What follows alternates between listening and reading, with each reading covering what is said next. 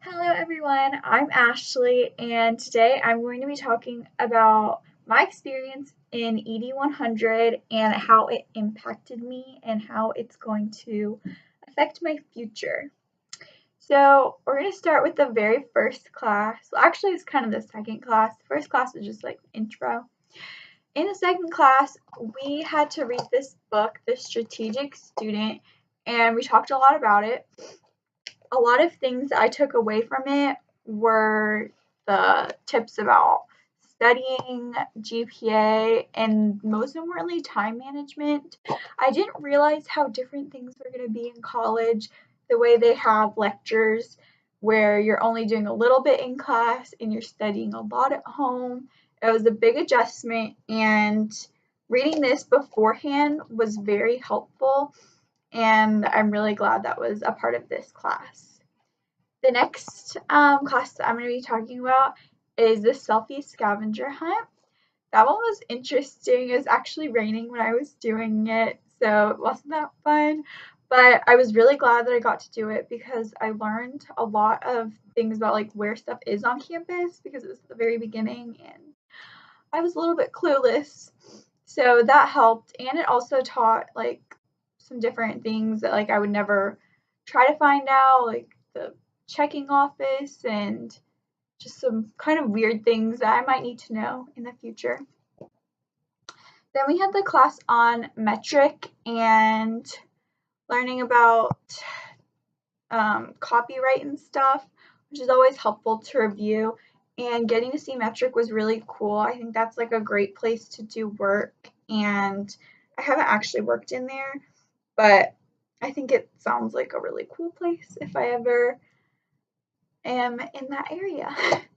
Then we had the lecture on Intro to K-12 Education and Teaching Standards, which was very interesting. I learned a lot about like different things you can't post on your social media. We kind of did that in the metric class too. So also just like really good things to know. If I went into teaching moving forward, you just like need to be careful about certain things, and it's good that like they teach that now, so you can start preparing and like you want to make sure before you get a job that everything is kind of lined up properly. And then we had the poverty and education class, which was very interesting. It was kind of sad, but I did realize like there was a lot more that I could do as a teacher than I thought. Um, because just these students like coming to school is a big part of their life, and there are a lot of resources available at schools that I wasn't aware of before. Then the NC Teacher of the Year, Freebird McKinney, came in for a lecture, and that class was like amazing.